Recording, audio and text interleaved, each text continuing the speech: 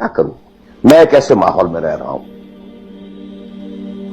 جس میں اللہ کا دین غالب نہیں ہے. میں نماز پڑھ رہا ہوں، روزہ رکھ رہا ہوں، میں شراب نہیں پیتا، میں سور نہیں کھاتا. چلو میں نے اپنا اکاؤنٹ جو ہے بینک میں جو ہے کرنٹ اکاؤنٹ رکھا ہوا ہے، میں نے کوئی سود نہیں لیا، میں سود لینا چاہتا ہوں. کیا کروں؟ اکیلا چنا پہاڑ کو تو نہیں پھوڑ سکتا، پورا نظام تو میرے بدلنے سے نہیں بدل جائے گا. تو میں تو رہا پھر 40%، 50%، 60%، 70% کافر کا کافر. وسط مخرج بڑی پیاری حدیث ہے وہ جس میں یہ الفاظ آتے ہیں.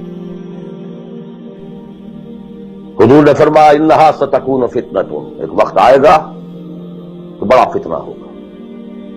حضرت علی فرماتے ہیں میں نے فوراً عرض کیا مل مخرج منہا یا رسول اللہ، اے اللہ کے رسول یہ بتائیے اس سے نکلنے کا راستہ کون سا ہوگا.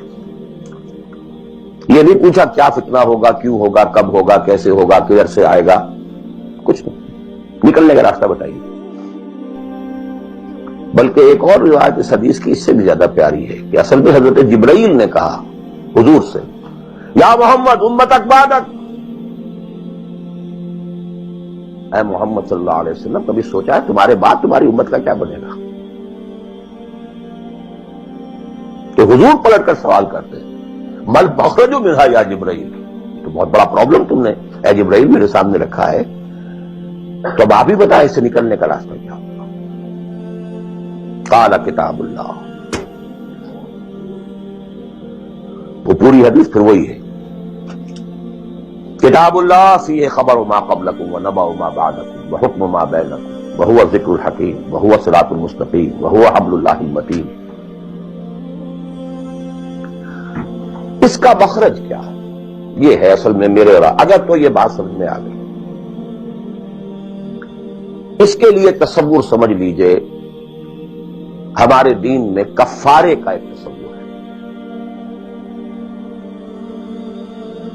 آپ نے روزہ توڑ دیا وہ تو ٹوٹ گیا، کیا کروں، جڑ تو نہیں سکتا. کب اشکوں سے جڑ سکتا ہے، جو ٹوٹ گیا سو ٹوٹ گیا. موتی ہو کہ شیشہ جام کے بل، جو ٹوٹ گیا سو ٹوٹ گیا. تم ناحق ٹکڑے چن چن کر دامن میں چھپائے بیٹھے ہو، شیشوں کا مسیحا کوئی نہیں، کیا آس لگائے بیٹھے، وہ تو ٹوٹ گیا.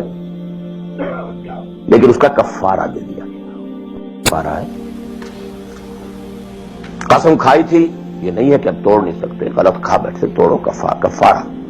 آج میں اس لفظ کفارہ کے حوالے سے آپ کے سامنے وہ بات رکھ رہا ہوں.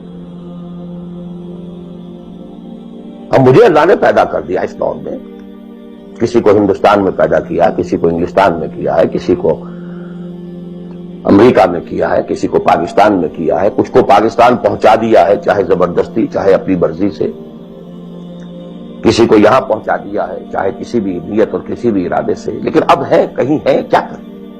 کوئی کفارہ ہونا چاہیے، کوئی مخرج ہونا، بس یہی کفارہ ہے.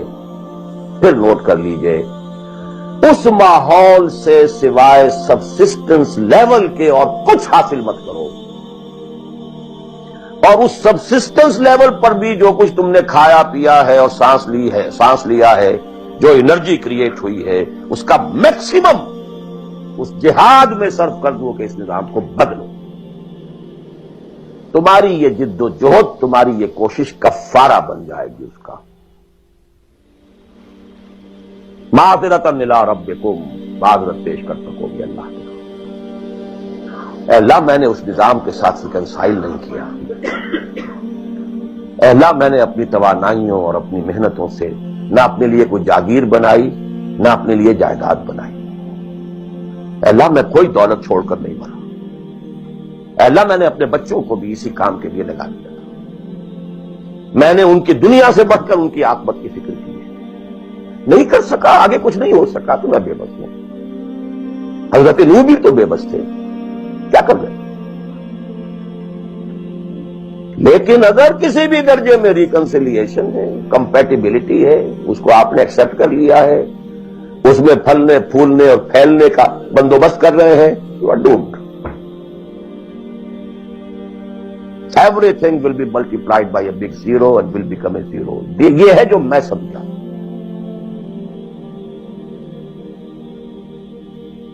اس کا نام ہے جہاد. کانسٹنٹ فرکشن، کانسٹنٹ اسٹرگل، جان مال. ان صلاتی و نسکی و محیایا و مماتی للہ رب العالمین. میری زندگی کا مقصد تیرے دین کی سرفرازی. میں اسی لیے مسلمان، میں اسی لیے نمازی.